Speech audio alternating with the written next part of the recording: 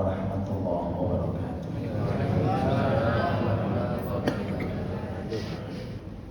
Alhamdulillah, wassalatu wassalamu ala rasulillah wa ala alihi wa sahbihi wa man wala. Subhanaka la ilma lana illa ma 'allamtana innaka antal alimul hakim. Wa tub 'alaina innaka antat tawwabur rahim. Amma ba'd. Para alim ulama sesepuh terkhusus kepada seluruh jajaran takmir Masjid Rawdatul Jannah dan segenap para jamaah yang senantiasa mudah-mudahan semua rangkaian amal kita diterima oleh Allah, dan semoga kita kelak nanti di surga bisa memasuki pintu melalui pintu Ar-Rayyan, pintu yang dikhususkan bagi orang-orang yang menjalankan puasa khususnya di bulan suci Ramadan. Amin ya rabbal alamin. Hadirin hadirat yang dirahmati Allah Subhanahu wa taala. Jikalau seseorang memberikan suatu hadiah kepada orang lain, semisal sarung atau mungkin baju atau mungkin mukena, maka ketika orang yang diberi tersebut selalu memakai, selalu dipakai, maka otomatis orang yang memberi akan bahagia. Betul? Kenapa? Karena orang yang dikasih betul-betul mampu menghargai suatu pemberian. Tapi jikalau ada seseorang ngasih sesuatu lalu kemudian orang yang dikasih gak pernah memakai, dikasih sarung gak pernah ketok sarungi, dikasih mukena gak pernah ketok mukenai, dikasih koko gak tahu kemana kokonya, maka mungkin yang ngasih hatinya pun juga akan susah dan gelisah.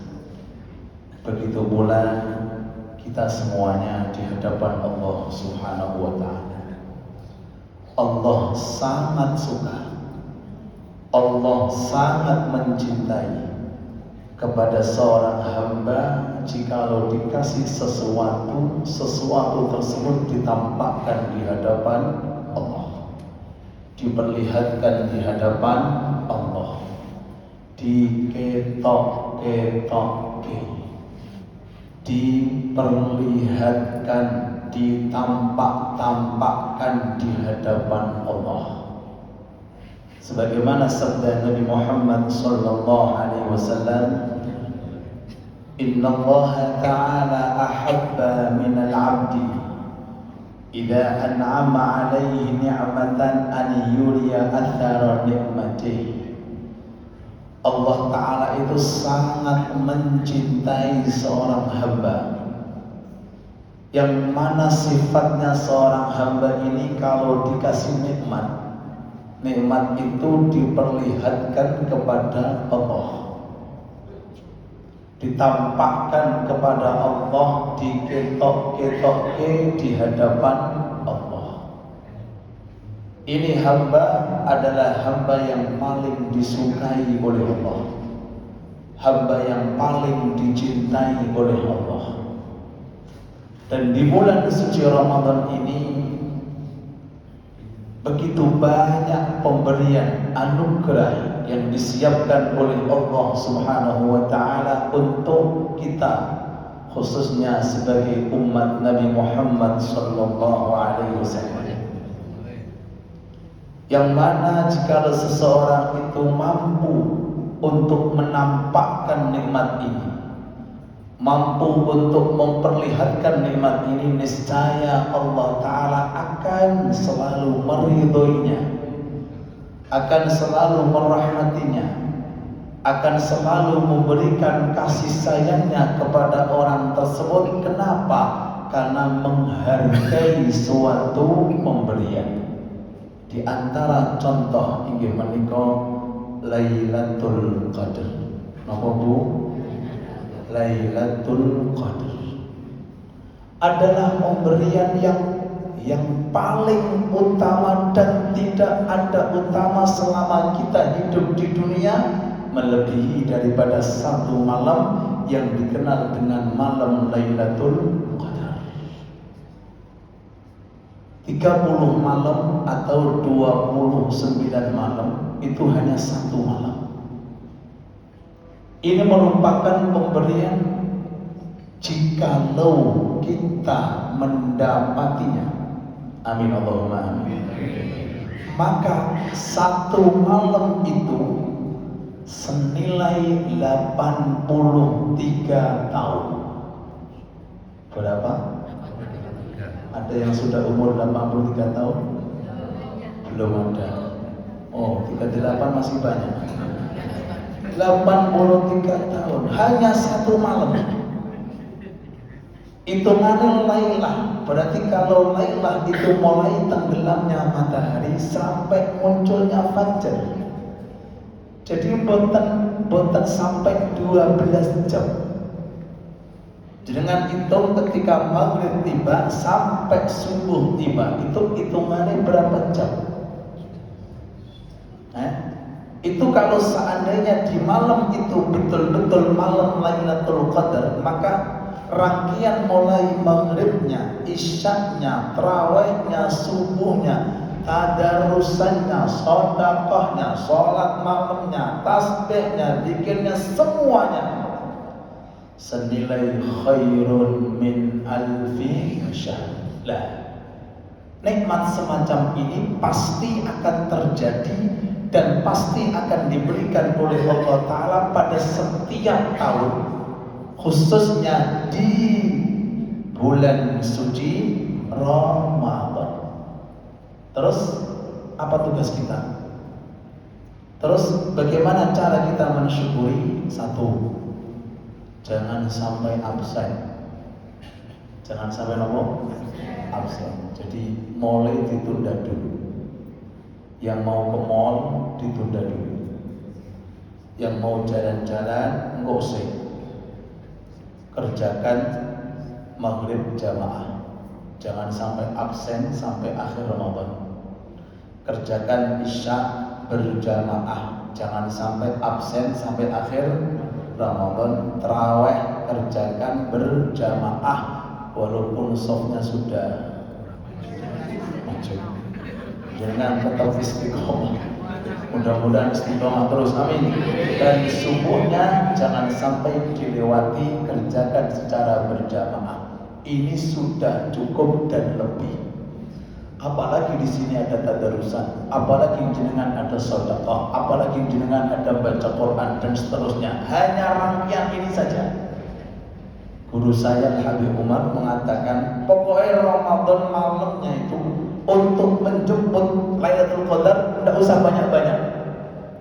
Kalau kita tidak punya kemampuan sampai subuh, ibadah minimal maghrib, isya, subuh, jamaah. Apalagi kalau mampu sholat tarawih secara berjamaah. Dalilnya bagaimana? Nabi Muhammad sallallahu alaihi wasallam bersabda, "Man shallal maghrib wal isya fi jama'atin faqad adraka juz'an min Ramadan min Lailatul Qadar." Kalau ada orang selama malam Ramadan maghribnya jamaah, isyanya jamaah, dipastikan dia sudah mendapati sebagian Lailatul. Sebab Lailatul Qadar itu pasti akan datang. Dan datangnya kita nggak tahu. Apakah itu di awal malam, di tengah malam, di akhir malam. Jikalau datang maka akan merubah. Kalau awal malam akan merubah tengah dan akhirnya.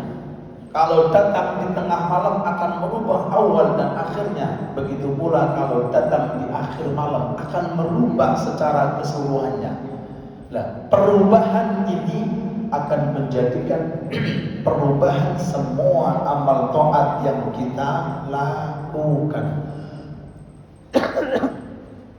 Apalagi kalau ada keterangan Isya jamaah dikerjakan senilai separuh malam dan subuh jamaah senilai separuh malam, berarti kalau Isya dan subuhnya dari awal malam sampai malam ini, berarti Anda sudah tiap malam dukung ibadah. Artinya kalau keistiqomahan ini jenengan jaga, ternyata Lailatul Qadar malam pertama pun selesai, jenengan sudah dapat khairun min alfi. Atau mungkin malam yang ke-10 kemarin, atau mungkin malam ini, nggak ada yang tahu karena itu rahasia dari Allah. Cuma kalau angsal bocoran, orang mendengarkan nih, jadi bocoran saking rusak. Nek jenengan pendapat mulai masuk Ramadan Kamis, tolong dipegang malam 25. Kok kita gak ngerti tuh jenengan? Ini prediksi ini Imam Syadili. Imam Syadili diikuti oleh Imam Ghazali, ulama-ulama top terpopuler zaman dahulu. Itu nggak pernah kelewatan. Pokoknya awal Ramadan kapan?